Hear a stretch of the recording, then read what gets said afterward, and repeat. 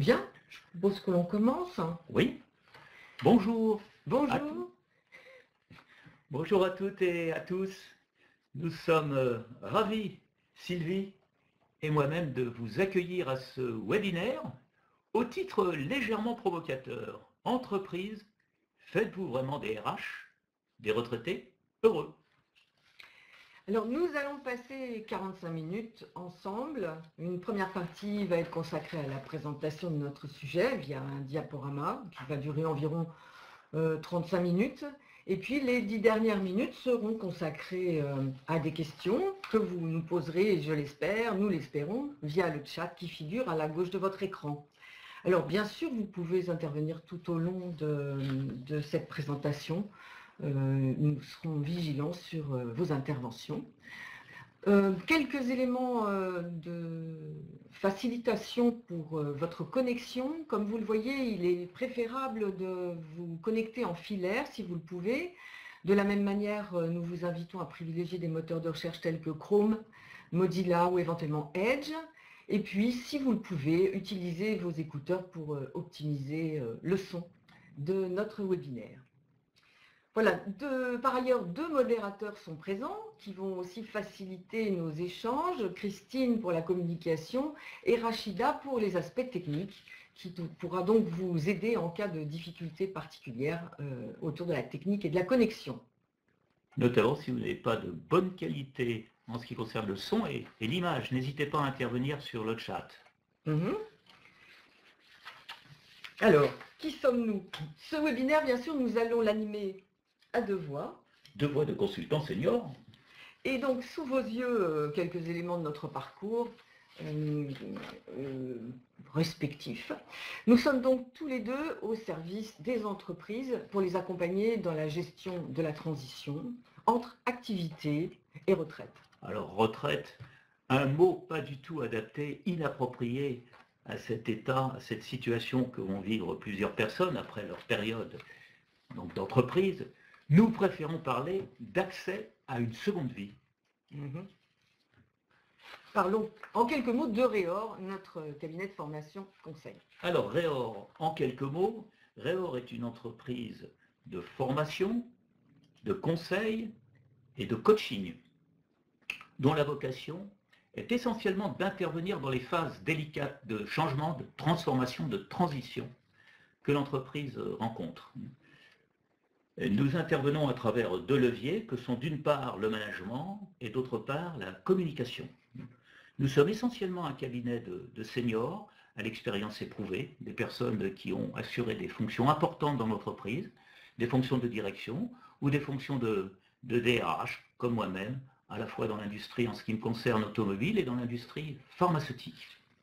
Notre cabinet intervient à part à peu près égale dans le secteur privé, dans des grands groupes tels que Alstom, Nestlé, Air Liquide, mais également dans les petites et moyennes entreprises, ainsi que dans les administrations et la fonction hospitalière.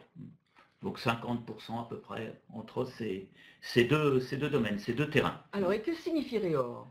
Alors, c'est une bonne question, Sylvie. Eh bien, Réor signifie en latin « penser l'action ». Ce qualificatif de Réor permet de montrer de mettre en évidence, en quelque sorte, le caractère opérationnel de nos missions. Nous sommes des praticiens de l'intervention. Alors, quelques mots sur le déroulement de ce webinaire. Nous allons bien sûr préciser le contexte de notre intervention et particulièrement la période concernée par ce management de la transition que nous allons aborder. Dans un deuxième temps, nous vous poserons une question, nous ferons un bref sondage auprès de vous pour mieux vous connaître et mieux connaître vos préoccupations. Et puis nous aborderons bien sûr le contexte de cette thématique, ainsi que le management de la transition. Autrement dit, comment l'entreprise peut s'engager dans l'accompagnement de cette transition majeure de l'existence, qui est le passage à la retraite, seconde vie. Et puis enfin, nous vous présenterons notre offre en la matière, l'offre qui est conçue évidemment au fil de notre expérience et de nos observations sur ce monde. Voilà, alors précisément de quelle période parlons-nous? Nous allons centrer ce webinaire sur cette période sensible, les 2 à 3 ans qui précèdent le départ de l'entreprise. C'est une période où le salarié senior se pose un certain nombre de questions par rapport à son avenir, par rapport à l'envie de continuer ou pas de travailler. Il n'a pas encore forcément décidé, c'est important, du moment où il va partir. C'est une période en quelque sorte charnière, qui mérite précisément, parce qu'elle est charnière, un accompagnement. Alors cet accompagnement peut revêtir différentes formes, pas simplement et uniquement le départ en retraite, la retraite étant conçue comme la cessation de toute activité, mais aussi par la possibilité d'autres rebonds du type, eh bien, est-ce que je pourrais continuer de travailler dans l'entreprise? C'est la question que se posent certains salariés, éventuellement bénéficier à cette occasion d'une surcote, éventuellement retravailler dans une autre entreprise, à l'extérieur de l'entreprise, et puis enfin, créer une activité, se mettre à son compte. C'est aussi des perspectives qui peuvent s'ouvrir aux seniors. Donc vous voyez plusieurs pistes d'évolution professionnelle, et non pas simplement la retraite au sens stricto sensu. Cet accompagnement, il est évidemment capital, et c'est la raison pour laquelle nous pensons que l'entreprise et la fonction RH peut jouer un rôle important dans ce management. Il faudrait en quelque sorte inventer un véritable management de la transition pour accompagner ces seniors dans ces 2-3 dernières années à l'approche de la retraite. Alors c'est l'occasion justement de vous poser une simple question à laquelle nous vous demandons de répondre dès maintenant. Sur cette échelle de réponse très simple, pensez-vous que le management de la transition professionnelle, de la transition vie professionnelle retraite est un axe important de la politique RH de votre entreprise? À vous de nous répondre, tout à fait, moyennement, pas du tout, ou je ne sais pas. Alors nous voyons à gauche de notre écran des résultats. On va voir s'afficher vos interventions, vos réponses, qui semblent pour le moment assez équilibrées, ma foi. Tout à fait. Ça se répartit de manière égale entre les plus et... Est-ce qu'on peut dire les moins? Alors on peut quand même dire, à cet égard, il semble que vos réponses soient stabilisées. Il y a quand même une majorité de réponses indiquant le « je ne sais pas ». Quand je dis majorité, c'est 1/3 des répondants, tout comme le second tiers affichant un moyennement. Alors ce « je ne sais pas » peut être un indicateur intéressant quant à la capacité qu'a l'entreprise de communiquer sur ce management de la transition. Ça nous dit qu'en effet, les actions éventuellement mises en œuvre par les entreprises ne sont pas nécessairement communiquées aisément, mises à disposition des salariés. Et enfin, si le management de la transition vie professionnelle retraite est considéré comme moyennement important, ça laisse supposer aussi que l'entreprise n'affiche pas de manière prioritaire cet axe dans sa politique RH. Eh bien, merci pour vos réponses, donner une première indication. Donc nous allons poursuivre Alors avec effectivement un rebond qui nous amène à évoquer d'emblée l'engagement indispensable de l'entreprise sur la question de la transition. Évidemment, il y a des conditions nécessaires à nos yeux pour que cette transition soit réussie. Bien sûr, la première, c'est de communiquer de manière suffisante et régulière sur cette politique senior. Communiquer évidemment auprès des salariés eux-mêmes, au niveau de toutes les instances propres à l'entreprise, parce qu'il s'agit en effet de sensibiliser les salariés et les seniors de manière précoce, suffisamment précoce en effet, pour qu'ils soient investis, s'impliquent dans ces dispositifs. On constate souvent une méconnaissance des dispositifs internes en entreprise. C'est un premier élément. Alors la deuxième condition qui nous semble importante, c'est bien sûr d'impliquer le management. Là aussi, on sait combien, dans cet accompagnement de la transition, le manager est le premier proche du collaborateur senior, c'est lui qui va le suivre, c'est lui qui le connaît bien, et donc il doit devenir partie prenante de cet accompagnement au cours de cette dernière étape. Condition indispensable de cette réussite. Troisième condition, c'est également bien sûr de rendre les seniors acteurs. Quand on dit acteurs, c'est tout simplement acteurs de leur évolution, acteurs de leur fin de carrière, en identifiant leurs talents, en se mettant en projet. Extrêmement important. Et puis, quatrième condition, c'est de leur offrir du temps à ces seniors. Alors à ce titre, plusieurs dispositifs existent, n'est-ce pas Dominique? Exactement. Entreprise, vous pouvez tout à fait mettre en place, RH, si vous nous suivez, plusieurs dispositifs qui permettent d'offrir un temps indispensable à la réflexion du senior. Je pense à certaines entreprises qui ont mis en place des accords de transition retraite solidaire, notamment à travers des dispositifs de démarche de mécénat de compétences. C'est vrai que c'est surtout l'apanage des grands groupes. Certains seniors vont donc donner leur temps dans des missions d'action de solidarité forte, à utilité sociale forte auprès d'un certain nombre d'associations dans le cadre de ces dispositifs de mécénat. Je pense notamment à des groupes comme AXA, Orange. Donc ces dispositifs bénéficient d'un avantage fiscal.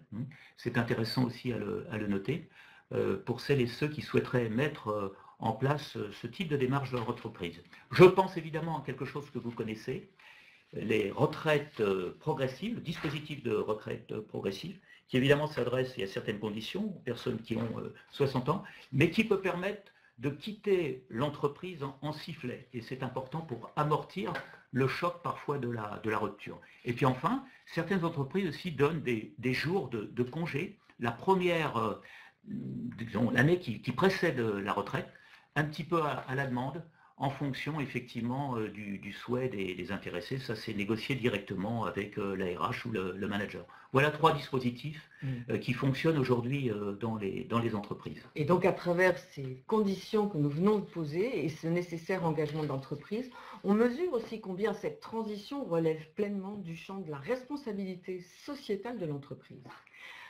Pour autant, il est important aussi maintenant d'aborder cette question des politiques seniors qui sont la trame de toutes ces actions et de ces dispositifs que les entreprises peuvent choisir pour accompagner leurs seniors.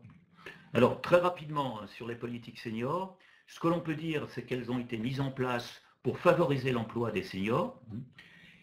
L'emploi des seniors effectivement a profondément donc évolué en France depuis ces 10 dernières années. Il a bondi puisqu'il est passé de 38% il y a 10 ans à 51%. Alors quand je parle de l'emploi des seniors, c'est la tranche des 55-65 ans. Il faut dire que la population française des seniors était considérablement en sous-emploi au regard des autres pays européens. Exactement. Alors on notera quand même que l'augmentation effectivement de l'emploi des seniors a été liée en partie aussi au recul de l'âge à la retraite, c'est clair. Alors ce que l'on peut dire de ces politiques seniors par rapport à notre sujet, c'est qu'elles ont rendu en quelque sorte plus sensibles les entreprises à la ressource senior, l'importance de la ressource senior, des compétences, de l'expérience, des soft skills qui sont l'apanage de la population senior. Et puis pour conclure, nous avons pu observer que beaucoup d'entreprises se sont emparées en quelque sorte de cette transition dont nous parlons, à savoir qu'elles ont mis en place des sessions de préparation à la retraite pour leurs seniors. Beaucoup d'accords ont été conclus sur cette thématique. Bon alors Dominique, effectivement, les entreprises se sont certes saisies de sessions de préparation à la retraite, mais on peut se dire, est-ce à la hauteur des enjeux? Ne pourrait-on pas aller au-delà de ces seuls dispositifs quand on sait justement l'importance de la transition démographique? Alors un petit zoom à travers quelques Probablement. chiffres. Quelques chiffres, il naît un senior toutes les 37 secondes. Bienvenue au club. Et un bébé toutes les 42 secondes. En cette simple énonciation, vous pouvez bien comprendre combien la question du vieillissement de la population est cruciale pour notre société et pour l'entreprise au sens large. La, la réalité, c'est qu'en effet, aujourd'hui, les entreprises comme la société sont confrontées à trois grandes transitions. Bien sûr, la transition écologique, nous sommes au cœur de ce débat actuellement. Exactement. Bien sûr, la transition numérique qui est en cours déjà au sein des entreprises. Et troisième transition, la transition démographique qui donc se caractérise par ce vieillissement lent, progressif, qui peut presque être silencieux et invisible aux yeux de tous. Et pourtant, c'est une récente étude Harris Interactive de 2017 qui s'adresse aux dirigeants d'entreprises et met en évidence que pour 7 d'entre eux sur 10, le vieillissement de la population, certes, est un enjeu important, ils en ont pris la mesure, mais ils considèrent aussi, 7 sur 10 d'entre eux considèrent aussi qu'il est difficile de répondre à ce vieillissement de manière adaptée. C'est donc un véritable questionnement de demain qui est à jour. Alors, demain, bien sûr, il y aura plus d'actifs et donc forcément plus de nécessité d'accompagner les seniors. Autre élément important à signaler, c'est qu'un Français sur deux aura 50 ans d'ici 20 ans, et puis que dans la réalité d'aujourd'hui, au sein de l'entreprise, si on fait référence à la population des 60 ans, 40% d'entre eux sont des actifs et 30% sont des inactifs ou au chômage, 30% des retraités. Donc on voit que ce chiffre, demain, va considérablement évoluer. Alors, précisément, quelles conséquences pour vous, les entreprises? Il y a juste un double enjeu. Le premier enjeu, c'est celui du développement de l'intergénérationnel. Et là, c'est une opportunité pour les seniors de mettre en œuvre leurs compétences, notamment leur intelligence relationnelle, pour faire en sorte effectivement que la collaboration, la coopération entre les trois générations qui sont aujourd'hui en entreprise puisse fonctionner. Ça, c'est le premier enjeu. Et le deuxième enjeu, c'est un enjeu de compétences.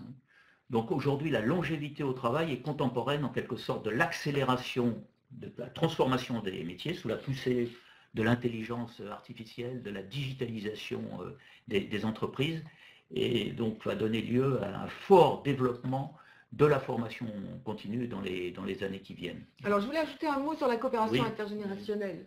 Oui. Un mot lié à une expérience, mais qui montre aussi les difficultés actuelles de l'entreprise. Par l'observation, on voit combien dans certaines entreprises, par exemple, des populations d'ingénieurs de différentes générations ont bâti des murs invisibles. C'est-à-dire qu'il n'y a plus de communication, plus de collaboration entre ces générations, et on peut se dire quelle déperdition de savoir-faire, de communication et de collaboration fructueuse entre expériences différentes.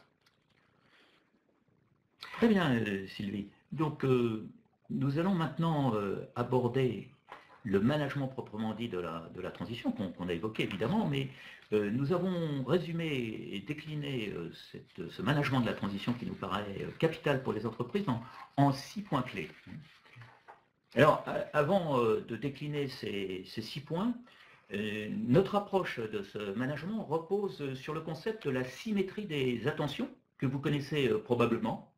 D'ailleurs, nous postulons que la qualité des relations en fin de parcours professionnel sera en relation directe avec la qualité des relations que le senior engagera au moment de sa retraite.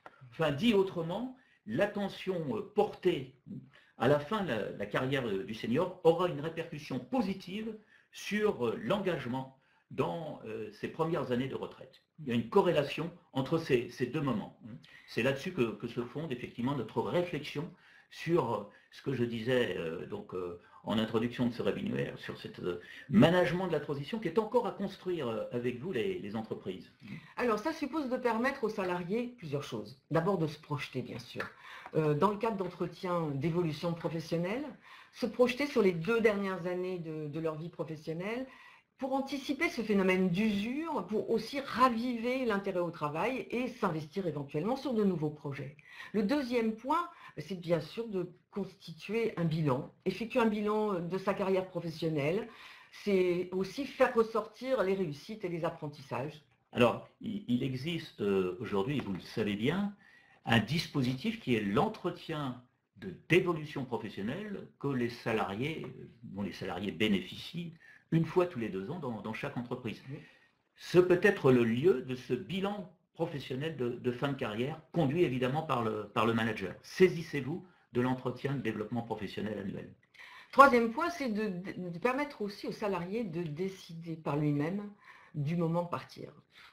Ce n'est pas toujours simple, mais décider par lui-même, c'est aussi l'amener à se questionner sur le juste et le bon moment de son départ. Alors, je songe tout simplement à Eric, un participant de nos sessions de préparation à la retraite, qui a remis en question sa décision de départ à la retraite. Justement, quand il a réalisé qu'il était certes très insatisfait, mais insatisfait des conditions de travail, de l'environnement, mais pas de son travail lui-même. Ça a été pour lui l'occasion donc de négocier une mobilité au sein de son entreprise et qui lui a offert l'opportunité d'un nouvel élan professionnel. Alors, je pensais aussi à un autre exemple. J'accompagnais la semaine dernière dans une grande caisse d'assurance maladie du nord de la France d'une retraite longue, à partir de ses années d'adultère. Elle pouvait partir à 60 ans, et elle a décidé, après réflexion, on lui avait proposé une mission de parcours handicap assuré, qu'elle a saisie, et elle a prolongé de 3 ans, son activité en entreprise. Alors le quatrième point, Dominique, oui, on a parlé de transmission. Tout à fait, alors on en a parlé un petit peu tout à l'heure, mais non, on ne l'a pas encore évoqué, tu as raison, c'est notre quatrième point, se mettre dans un processus de transmission. Très important également, c'est important pour le salarié de laisser une trace à travers des dispositifs que vous, RH, connaissez bien, les dispositifs de tutorat, les dispositifs de mentoring, qui vont permettre de partir avec sérénité, avec le sentiment d'avoir passé le relais. C'est important, ce passage de relais. Et puis également, ce qu'on peut observer, et notamment dans nos sessions, c'est souvent le cas lorsque nous faisons un travail sur les pertes qui sont associées donc, à la fin du travail, souvent ce qui apparaît, c'est la perte du sentiment d'utilité sociale qu'apporte le travail. Eh bien, ce sentiment d'utilité sociale, il peut être compensé par un engagement de type citoyen, de type associatif. Et certaines entreprises, nous le préconisons, mettent en place des modules de sensibilisation au bénévolat. Nous avons intégré d'ailleurs un module dans le cadre de nos sessions pour inviter les salariés, qui le souhaitent évidemment, à satisfaire à ce désir d'engagement qui va compenser la perte liée au travail, ce sentiment d'utilité, ce sentiment de contribution. Et enfin, un dernier point sur la fin, la conclusion positive du contrat professionnel, qui passe par le fameux pot de départ. Exactement. Donc, il importe de peut-être revaloriser ce pot de départ. C'est un marqueur professionnel fort pour le salarié. Je dirais que c'est la dernière occasion de recevoir un signe de reconnaissance de l'entreprise, de son parcours professionnel, une reconnaissance sociale qui se joue à l'occasion de ce rituel symbolique. Donc, nous préconisons que le manager et la RH soient présents à ce pot. C'est aussi un acte de communication en termes de management auprès de l'ensemble des salariés. Alors, on voit bien qu'à travers ces accompagnements, ces dispositifs et l'engagement de l'entreprise, se joue un contrat qui relève véritablement du gagnant-gagnant, tant pour le salarié que pour l'entreprise. Les bénéfices sont conjoints. Alors, pour le salarié, effectivement, ce dont souffrent les seniors, une récente enquête l'indiquait, 60% des seniors souffrent d'un déficit de reconnaissance de la part de l'entreprise. C'est un chiffre élevé. Donc le message qui est apporté dans le soin du suivi de ce début d'approche de la retraite, dans ces 3 ans dont on a parlé, est important. C'est un message positif qui va permettre aux salariés en quelque sorte de se réimpliquer professionnellement, de maintenir son application et probablement aussi de gagner en sérénité, d'améliorer son sentiment de bien-être au travail, d'échapper en quelque sorte ce qu'on pourrait appeler le sentiment de fin de vie professionnelle, en fluidifiant cette transition. Alors, transmission des savoir-faire, on l'a évoqué tout à l'heure dans la mise en place d'un certain nombre de dispositifs. Alors, j'ajouterais aussi à titre d'exemple, des grandes entreprises mettent en place ce qu'ils appellent des entretiens, des seconds entretiens dits d'expérience. Le but de ces entretiens est d'identifier les compétences spécifiques des seniors qui sont transférables aux autres salariés de l'entreprise. Ça, c'est quelque chose qui est important. Il existe aussi, on en parlera peut-être tout à l'heure, dans le fait de maintenir et de sauvegarder les compétences clés. Je te laisse la parole, Sylvie. Alors, quelques éléments sur l'entreprise, les bénéfices pour l'entreprise elle-même. Un élément essentiel, nous semble-t-il, c'est précisément que ces dispositifs permettent de renforcer la qualité de vie au travail. Quand on parle de qualité de vie au travail, on parle aussi de la limitation des RPS, des risques psychosociaux, de la réduction de l'absentéisme, et on sait que les seniors sont touchés par ce phénomène, et tout simplement de la remise en mouvement, de la remobilisation des salariés dans leur ensemble, du collectif et des seniors également.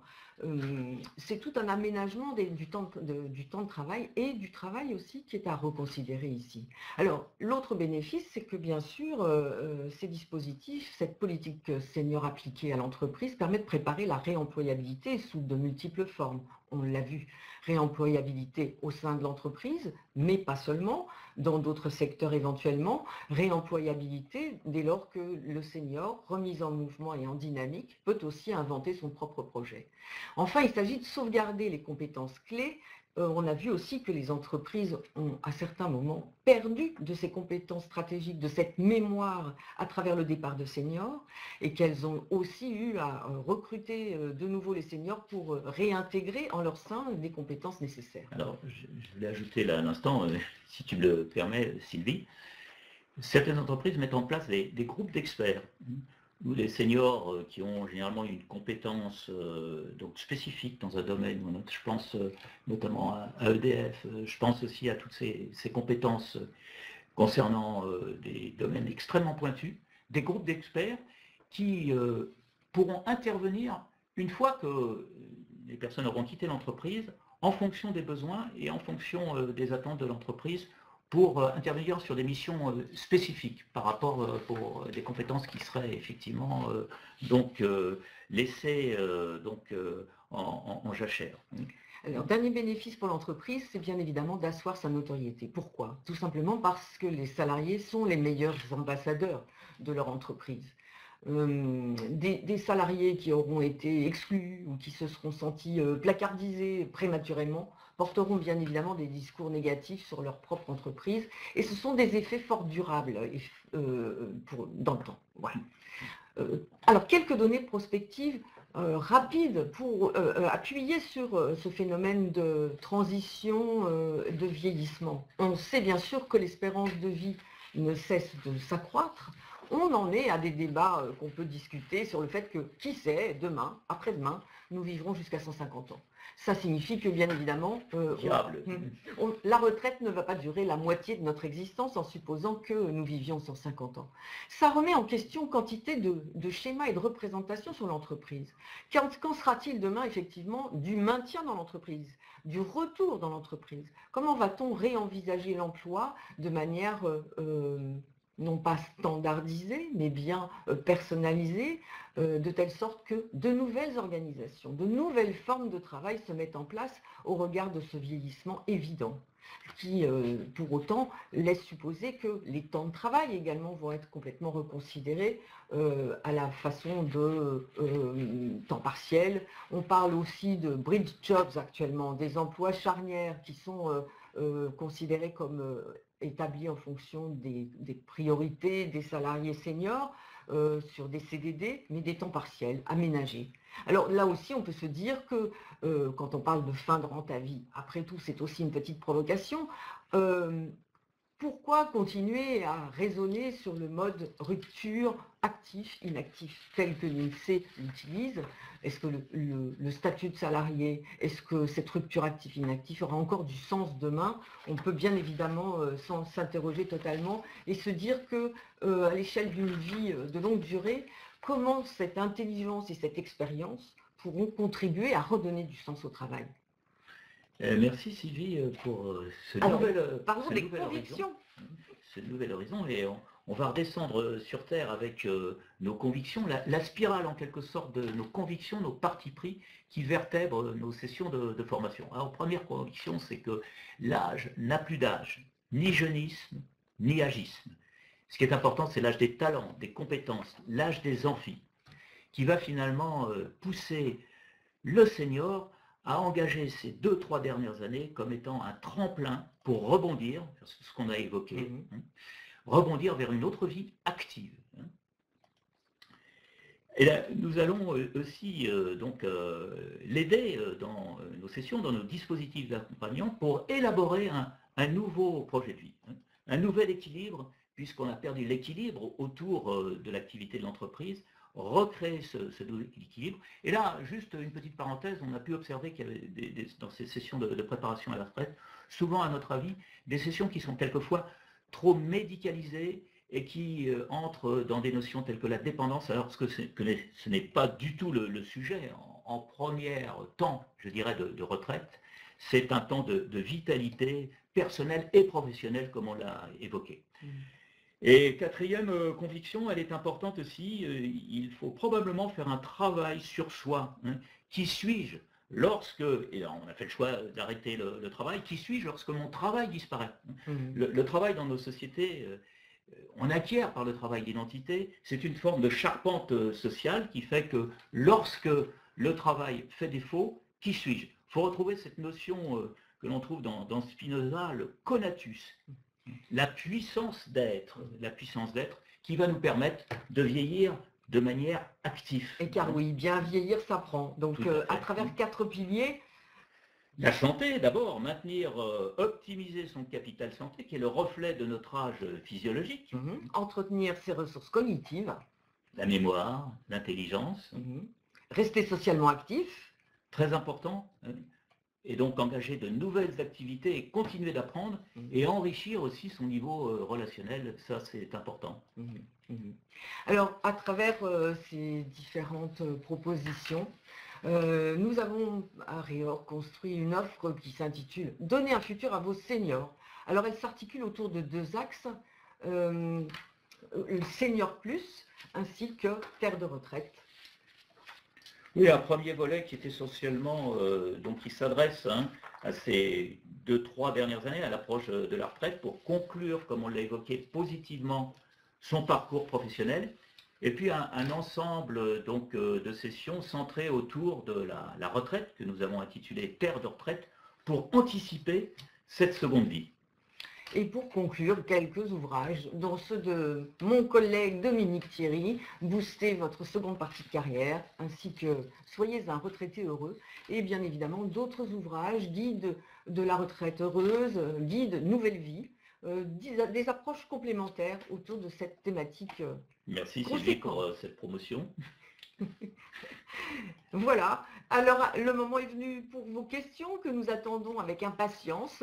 Quelques questions, quelques compléments d'information, quelques éclairages si vous le souhaitez. Nous sommes à votre disposition pour ces quelques minutes qui nous restent. Alors, on va regarder le chat.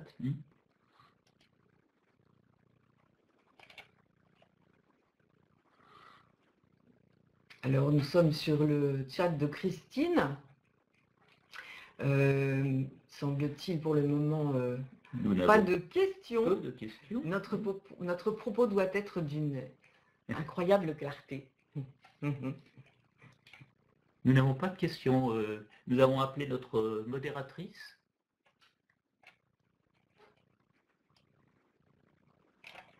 Bien. Peut-être êtes-vous en état de réflexion profonde. On peut se donner le temps.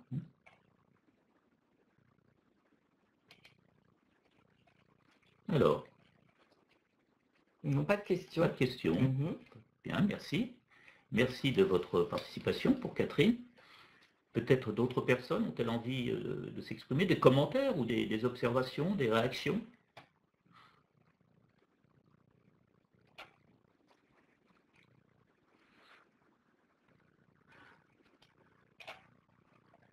Je vois un aïe. J'espère que ce n'est pas dangereux. Non, c'est apparemment un exemple de mission, peut-être.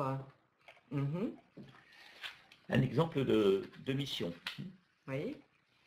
Alors, nos missions consistent... Regarde l'écran. Ah oui, tout à fait. Pour l'essentiel, ce sont l'accompagnement sous forme de coaching, de personnes que j'évoquais tout à l'heure, la personne qui a décidé d'engager un parcours en handicap, nous les accompagnons, hein, dans la réflexion d'abord sur le bilan et d'élaboration d'un second projet, notamment projet professionnel, comme on l'a évoqué, mais aussi projet de seconde vie. Ce sont des accompagnements généralement sur les 2 dernières années, voire la dernière année, autour de, si vous voulez une précision en termes de séances, il s'agit de la plupart du temps entre 4 et 6 séances de 2 heures, avec des moments évidemment d'analyse, d'enquête, de prise de contact à l'extérieur, pour pouvoir commencer à voir quels sont les niveaux d'investissement possibles. Donc beaucoup de coaching de transition. Et puis des missions plus classiques, qui sont l'animation de nombreuses sessions de préparation à la retraite, sous des formats différents, 1 jour, 2 jours, 3 jours. Nous préférons évidemment les sessions de 2 jours, avec une alternance entre les 2 premiers jours pour permettre aux personnes, aux participants de digérer, de maturer donc les thèmes qui ont été abordés et de mener une enquête autour de leur environnement personnel et associatif, entre autres. Oui, nous en faisons un véritable processus de réflexion, d'introspection, de maturation aussi, qui porte d'autant plus ses fruits que les seniors participants auront eu le temps, justement, il est question de temps, de réfléchir, se questionner entre 2 journées de préparation. On peut aussi évoquer les entretiens professionnels qui nous sont confiés dans le cadre d'entreprise et qui nous permettent là aussi de faire un véritable point, bilan et des recherches de pistes, des recherches d'action, des recherches de formation, de projets en interne qui permettent aux salariés seniors d'envisager sa dernière étape avec un élan, un véritable sens restauré du travail dans son entreprise. Exact. C'est une bonne occasion, effectivement, l'entretien de développement professionnel. L'importance du bilan, pour rebondir. Coaching individuel, question. Oui, oui, c'est ce que j'évoquais. Coaching de salariés, alors à la fois, souvent de salariés qui ont des difficultés à quitter le travail, ce que j'évoquais tout à l'heure. L'importance, effectivement, de la prégnance de l'activité professionnelle sur nos identités respectives, et donc se détacher professionnellement, quand on a décidé, évidemment, d'engager une autre vie, de quitter définitivement le travail. Quelquefois, ça passe par un travail important, travail qu'on a appelé d'un bien grand mot, mais je crois que c'est essentiel, de remaniement identitaire. Qui suis-je lorsque mon travail s'efface? C'est la question auquel on essaye de répondre dans des coachings qui s'adressent plutôt à des cadres qui ont surinvesti le travail.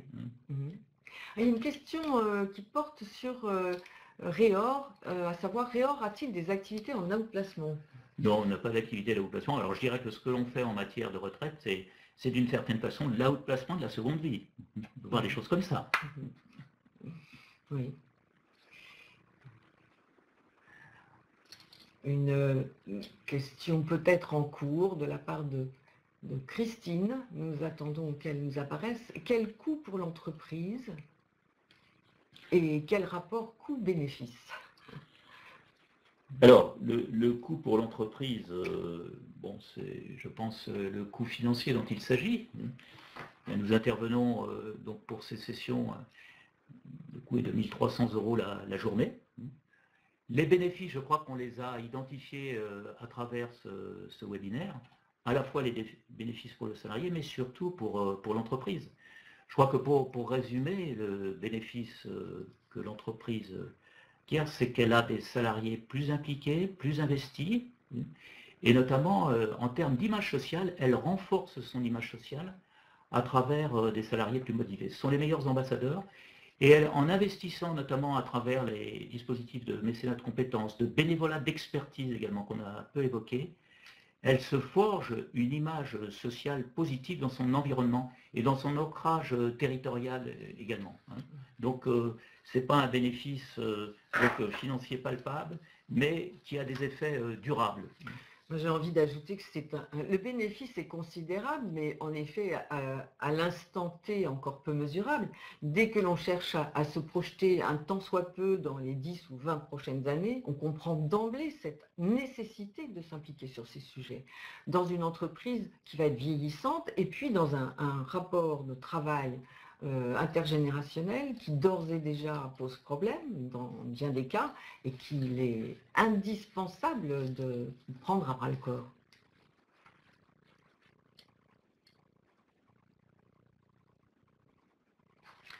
Dernière question, semble-t-il. Peut-être une autre question de Christine qui peut-être apparaît. Elle est en cours, on va dire.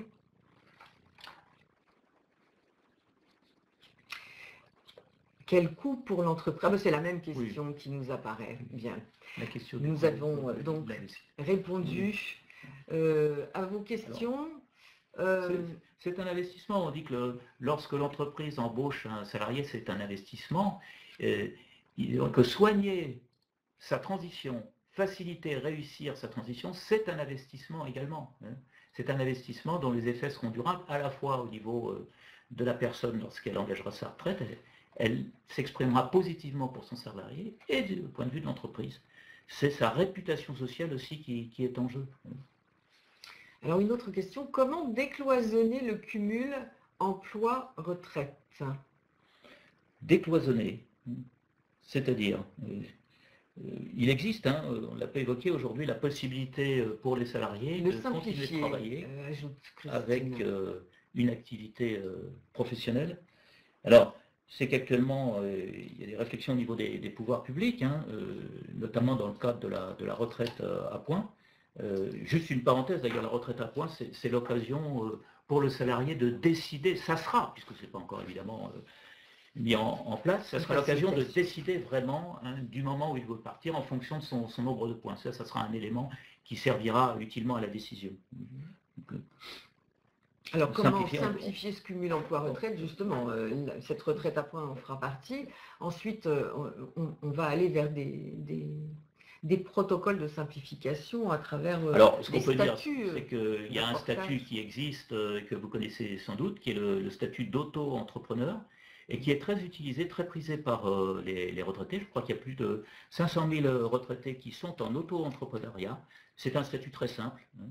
Pas de TVA, pas de comptabilité, juste un précompte en fonction de ses recettes. Donc il est très très utilisé pour créer une activité ou pour se mettre à compte et qui simplifie les démarches pour les seniors. Sachant qu'aujourd'hui, environ 700 000 retraités travaillent ou retravaillent. Donc c'est dire l'importance de l'auto-entrepreneuriat sur ce principe. C'est l'occasion maintenant de vous remercier de votre attention et de votre présence. Bien sûr, nous gardons le lien, vous pouvez avoir à disposition notre présentation en la téléchargeant et puis nous rejoindre bien évidemment sur les réseaux sociaux, à notre présence sur Facebook, Twitter, etc. Merci beaucoup et puis nous vous souhaitons, compte tenu de l'heure, un excellent appétit. Merci. Au revoir. Au revoir Dominique. Merci. Au revoir Sylvie.